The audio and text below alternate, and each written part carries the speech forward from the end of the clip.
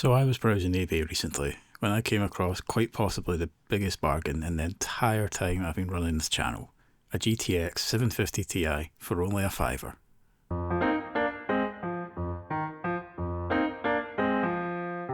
Now, I spoke a little bit about the Maxwell architecture last time, so I won't go over it again today, but to quickly recap, the 750 and 750 Ti's main selling points were their power efficiency, which often had the Ti matching and occasionally completely demolishing AMD's R7 260X at the time, all the while using far less power. But today is more about checking out what we actually bought, so let's get straight to that. So here is the £5 GTX 750 Ti, or rather the box it actually came in. I haven't actually opened this yet, so I've had it about a week and haven't opened it because I was waiting for the right time to actually make this video. So let's go ahead and actually get this open and see if we indeed did get the 750 Ti that we ordered. Nicely packaged in a box. It is actually quite well packaged. Let me get that out of the way. Let's get the knife back in there. Right. You might have been wondering what was actually wrong with this for it to only cost £5. But at least according to the eBay seller, more tape to try to get off. At least according to the eBay seller, the only thing that's not working with this is the HDMI port. The DVI ports and the VGA port apparently are working. Yeah, the card is supposedly, let's wait for that card to pass. The card is supposedly fully functional, other than that HDMI port.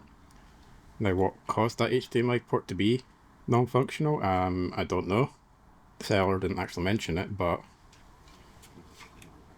it is indeed a GTX 750 Ti. I can't immediately see any components missing or anything like that. It's just a little bit dusty. So let's get this plugged into a system and see if it is indeed working.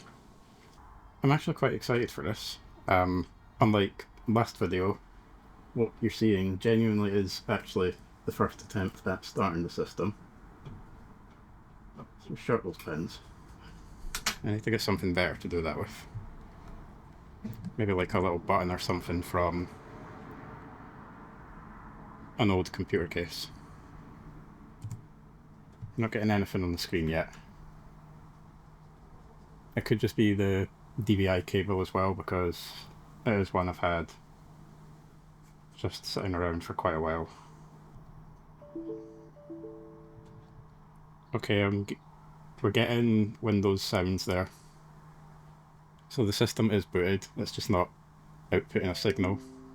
So let me get another DVI cable to try that with. I literally had another one right here. I can't remember if you need to reboot to get a DVI cable to be recognised. So I need to try that, but we'll get this connected up anyway. Get anything now? Still nothing. Yeah, I'm starting to think the seller was kind of talking rubbish about the other ports working fine.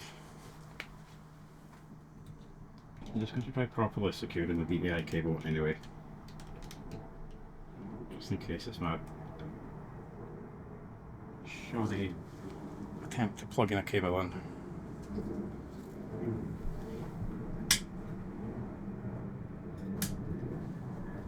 Third time's a charm. Surely? Maybe? Yay! That was a BIOS screen. Yeah, we're in the BIOS now. Awesome. So we are actually into Windows now. Yeah, I guess it was just a bad cable, plus my subpar attempt at plugging a cable in. I think it will still have the same drivers installed as when I tested the GTX 960. The 750 Ti does still support the latest drivers from NVIDIA, so the same drivers I had installed for the 960 should be working perfectly fine here. Yep, it's working fine. Drivers installed. Yep. 750 Ti, GM107, which is the die that the 750 Ti used. 2 gigs of GDDR5. Everything seems good. I'm going to run, if I can get my cursor back, Windows. I'm going to run, if I can get my cursor back again, Windows. Windows, please. Can I have a cursor?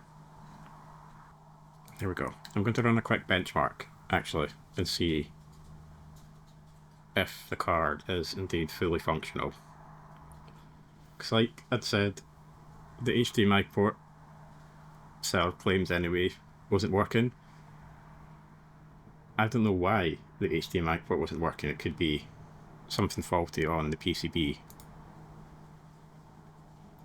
So yeah, let's run the Valley benchmark just for a little bit and see what happens.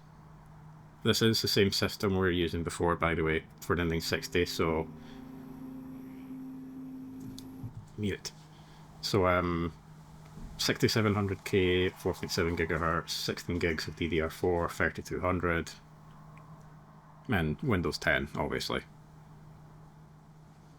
Everything seems to be running alright there. I need to reconfigure MSI Afterburner's overlay to show details of the GPU, but everything seems to be running alright. No, I'm not seeing any artifacting or anything like that, so yeah. Looks like we've actually got ourselves a fully functional GTX 750 Ti, minus the HDMI port. So while we give our £5 750 Ti a little clean, let's check out what we actually managed to get for our crisp £5 note. So this surprisingly working 750 Ti is actually ASUS's version with their direct CU cooler. No heat pipes here though, but as we'll see, it doesn't actually need them, it uses such little power. GPU wise, it's the same GM107 chip as with all 750 Ti's, so 640 shaders with 40 TMUs and 16 ROPs, with base and boost clocks of 1020 and 1085 MHz respectively. We've also got 2 gigs of GDDR5 on a 128-bit bus as well, which is perfect for a card like the 750 Ti. And just as a little aside, I did find it quite funny that ASUS decided to put a 6-pin power connector on this, a card that pulls, at worst, a third of the 150 watts it's now spec'd for. But anyway, with all of that said and done, and the card back in the system, you could now get the latest drivers installed and then get on with the benchmarks. Or so I thought. Right, so it's been stuck on this black screen for a while now. I did try changing a few settings in the BIOS, didn't work. I also tried disconnecting the D drive to see if the errors it was finding with that were the root of the problems, but nope, still stuck on this black screen. I don't know why. I am just going to try resetting the BIOS completely, but yeah, it probably isn't that because it does still get into the BIOS and displays it on the screen. It just doesn't seem to want to load my Windows install, so yeah. So as it's turned out, resetting the BIOS did in fact fix it. So I spent some time off camera going through a lot of the settings, trying to figure out which one was causing the issue. I thought it was the RAM, just not liking the XMP timings because loosening them up a bit seemed to sort things out. So I reloaded my BIOS profile, loosened the timings, and nothing. Black screen again. It all just seemed really weird. I could reset the BIOS and load standard XMP settings and it would fail. So the RAM timings are to blame. But I could load my previous BIOS profile, loosen the timings to the ones that fixed it, and it would then fail. So there's something somewhere in my BIOS settings that's causing it separately from the RAM timings as well. Something that wasn't an issue before, but might have only cropped up now. I can't definitively say if it was the 750 Ti that somehow did this, but I also can't rule it out. It all just seemed weird. But anyway, it was all sorted now, so I can now get the drivers downloaded and installed. Nvidia actually still supports the 750 Ti, which is amazing, so despite the 750 Ti being nearly 11 years old now, we can still use the very latest drivers. But as I was getting all of the games updated and ready to test, I then ran into the next problem. I just noticed this GPU is running at only X8 PCI 3.0 mode. And I don't know why, but normally that's just because the link speed downclocks when it's not in use to save power, but running the GPU test here in GPU Z, and it's still only X8. As far as I know, this card is supposed to be PCIe 3.0 X16. I tried everything I could think of. Resetting the BIOS did nothing, and reseating the card didn't work either. I took it back out, cleaned the slot and the pins on the card itself in case there was any dust or dirt I couldn't see, but still X8. Last thing I tried was completely DDUing the drivers and cleanly reinstalling them, but it still didn't seem to want to work in X16 mode. And it couldn't be the CPU because I hadn't disassembled the system since the 960 video last time, and that was fine. The 960 ran in X16 mode, no problems, so I've absolutely no idea what could be wrong here. Everything I could find online says this card is supposed to be X16. Luckily though, it's not actually a problem. PCIe 3.0 X8 still has more than enough bandwidth for the 750 Ti, but it is still annoying. I couldn't figure out what was going on. But anyway, now it's finally time for the benchmarks. So I never had a 750 Ti before.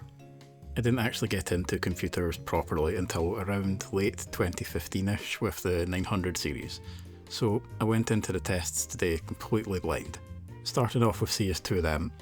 It is a much more intense game to run than it was in its CSGO days, so I was fully expecting to need lower resolutions or just help from FSR, but nope. The game ran at my monitor's native 1200p resolution just fine, albeit with the low settings, but we were getting no stuttering, no hitches, rock solid frame rates and averaging 84 FPS, so we've even got headroom to put the settings up a little. I didn't include this in the benchmark, but I also ran a bot match on Anubis, which is usually more intense performance wise, just to see if it wasn't just benchmarking an easier map that was making things look so good. And yeah, the frame rate dropped as I expected, but things were still really smooth there too. BeamNG is one of those games that can look absolutely stunning at high resolutions with everything turned up, and absolutely awful if you go the other direction, which is the direction I took, first with the lowest settings at 1200p, and while it did run really well, FPS was over 100 on the clifftop map, the grass was totally flat, it just wasn't a good sight. Dropping down to 1050p though, with the Steam Deck preset, gave us a much better looking game, with FPS still in the mid 60s and up, and it was enough to still maintain at least the high 30s in those more intensive maps like the jungle one as well. See, that's the thing with BeamNG. If you have a lower end or older system, it can be hard getting the settings to a place you're totally happy with, because some maps cut the frame rate in half. That's why we only averaged 47 FPS here, so I think for the next time I'll benchmark the easier and harder to run maps separately. But back to the 750 Ti though, performance overall was really good, and I'm really starting to see why it's still loved to this day. BeamNG just felt really pleasant to play, even with that drop in FPS on the more intense maps. The Witcher 3 Wild Hunt, with the next gen patch at 1050p with the medium preset, does have the 750 Ti starting to show its age a little bit, with the odd hitch now and again, but even then we still saw surprisingly smooth performance. It did only average 33 FPS, with some areas, mainly built up villages actually, running around the high 20s. But I was saying in the last video about how even low frame rates can still be perfectly playable. It's the frame times that matter more, usually. And we've got no problem with those. The frame times are dead stable. I don't know whether it's just a Maxwell thing, really well optimised drivers, or just a combination of both. I'm trying to think of a way to describe how it feels actually, but it's like you can tell it's running under 30 FPS at times, but it never once feels bad. It reminds me of the past where games were locked to 15 to 20 FPS, and we never had an issue with that because the frame times are stable. 2016's Doom started out really bad. Performance was terrible. FPS was far lower than I was expecting, frame times were all over the place, and it was generally just a really bad experience regardless of what resolution and settings you used. Switching to OpenGL though was game changing. Suddenly we were getting dead stable frame times and averaging 55 FPS, even at 1050p with the medium preset. So even though the majority of the first and second missions I normally benchmark Doom with were in the low 40s and to the 50s FPS wise, things were fantastic. I had way too much fun just playing the game, so much so that I ended up benchmarking more of it than I originally intended. I was having that much fun. It was all of that had me remembering something about the Maxwell architecture having major issues with the Vulkan API. Maybe I'm just imagining that or remembering wrong, but either way, switching to OpenGL made a night and day difference. And before we finish off, we do have to answer the question of, can it run Crysis? Only gamers know that joke. And quite possibly the most surprising result in the entire time I've been running the channel, it can run Crysis Remastered really quite well. I decided to stick with my monitor's native resolution at the lowest preset, so 1200p, but even with the resolution that high, the 750 Ti still averages just under 50 FPS, and it still manages to look really good despite everything being turned right down. And to sound even more like a broken record than I already have been, the frame times are, yet again, you guessed it, extremely stable throughout. In fact, the only hitches I saw throughout the entire benchmark were the ones that happen when you pass checkpoints, just like how the original would stutter momentarily whenever it autosaved, which accounts for how bad the 0.1% low is. Otherwise, the 750 Ti runs Crysis Remastered with absolutely no issues whatsoever. Speaking of sounding like a broken record though, the dead stable and smooth frame times the 750 Ti can still manage has been the theme throughout testing today. I also benchmarked Skyrim Special Edition and Forza Horizon 4 off camera, and it was the same story there too. There wasn't a single issue throughout the entire set of tests, unless you count Maxwell's Vulkan support being a bit dodgy. But overall, it amazes me just how relevant a graphics card the 750 Ti still is. You do have to temper your expectations on graphics settings a little bit, but relevant still nonetheless. And just to hammer home the point I made earlier about how hilarious it is that this card has an additional 6-pin power connector, if you've been paying attention to the power draw, we only pulled at most 40 watts, 40 whole watts, averaging around 30 to 35 most of the time. Even under the heaviest of overclocks, without getting into more exotic stuff with water or liquid nitrogen etc, you're not going over the 75 watt most PCIe X16 slots are spec'd for, so Zeus, you could have saved a little bit of money there.